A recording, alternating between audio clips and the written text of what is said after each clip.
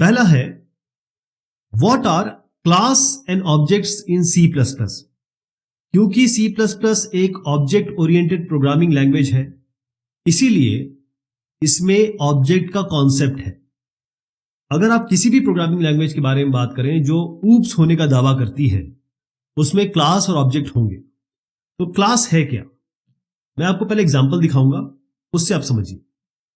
Class पहले तो एक कीवर्ड है और एक फ्रेमवर्क है। क्लास एक यूजर डिफाइंड डेटा टाइप है। यूजर डिफाइंड हम क्यों बोल रहे हैं? यूजर डिफाइंड हम इसलिए बोल रहे हैं क्योंकि हम बनाते हैं, हमें कंपाइलर नहीं दे रहा है, ना प्रोग्रामिंग लैंग्वेज दे रहा है। क्लास हम खुद ही लिखते हैं, क्लास से हमने लिखी ना, इसलिए ये यूजर डिफाइंड डेटा टाइप है। इस क्लास के अंदर क्या क्या हो सकता है? इस क्लास के अंदर या तो डेटा वेरिएबल हो सकते हैं या मेंबर फंक्शंस हो सकते हैं। जैसे आप ये एक डेटा मेंबर देख रहे हैं, एक डेटा फंक्शन देख रहे हैं, एक फंक्शन देख रहे हैं जो इस डेटा पे काम करेगा। इसके अलावा इसके अलग अलग टाइप हो सकते हैं, जैसे इंस्टेंस वेरिएबल होगा, लोकल वेरिएबल होगा, स्टैटिक होगा, वो सारी चीजें इसमें हो सकती है। तो डेटा मेंबर्स जो मैं आपको बता रहा हूं, ये डेटा वेरिएबल्स हैं, और ये जो मेंबर फंक्शंस हैं, ये फंक्शंस जो इन पे काम करेंगे या इनका यूज करके कुछ आपको आउटपुट देंगे।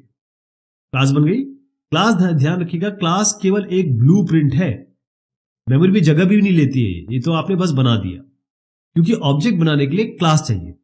अब हमने क्या किया, इस क्लास ए का एक ऑब्जेक्ट बना दिया। ये जो ओबीजे बनाया है, इसके पास ये सारी चीजें आ गई। अब ये ओबीजे इस डेटा मेंबर को भी एक्सेस कर सकता है, इस फंक्शन को भी एक्सेस कर सकता है। कहने का मतलब यह है कि ऑब्जेक्ट इसका एक इंस्टेंस है। यानी आप ये कहें कि अगर मैं इस सब को एक मुट्ठी में बंद कर लूं, ये सारे कंटेंट को, तो वो आपका ऑब्जेक्ट बन जाएगा। और इसी आपने ब्लूप्रिंट बना दिया ना, इस ब्लूप्रिंट से यानी कि आपने मेन कॉपी बना दी। अब इससे आप कितनी भी फोटो कॉपी निकाल सकते हैं।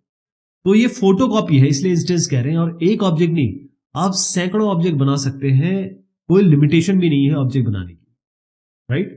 ध्यान रखिएगा, क्लास एक यूजर डिफाइंड डेटा टाइप है और ऑब्जेक्ट इस क्लास का एक वेरिएबल है, या ये कहे कि ऑब्जेक्ट एक क्लास डेटा टाइप का इंस्टेंस है, वेरिएबल है।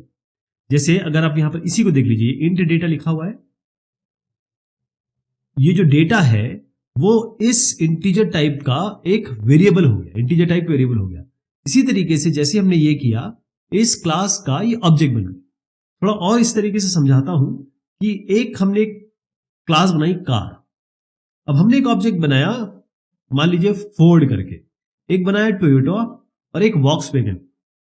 तो अब इसमें अलग अलग प्रॉपर्टी आ गई। इस ऑब्जेक्ट की अलग प्रॉपर्टी होगी OBJ1 की, इसकी अलग प्रॉपर्टी होगी, इसकी अलग होगी, है ना? लेकिन चीजें सब में सेम रहेगी, फंक्शन भी वही सेम रहेगा और डेटा वेरिएबल भी सेम रहेगा। बस ये होगा कि इसका डेटा जो है वो रेड हो जाएगा, इसका डेटा ग्रीन हो जाएगा, इसका ब्लू कर दीजिए इसको। अब फंक्शन अलग अलग हो जाएंगे। जैसे इसकी स्पीड अगर मैं एक फंक्शन दे दूं साथ में, सबके लिए स्पीड फंक्शन आ जाएगा, और ये स्पीड फंक्शन जो होगा सबके लिए अलग अलग होगा। भाई मेरी स्पीड यहां तक है, तुम्हारी स्पीड यहां तक है। तो ये ऑब्जेक्ट, एक ऑब्जेक्ट का पास ये सारी चीज आएगी जो इसके अंदर होगी।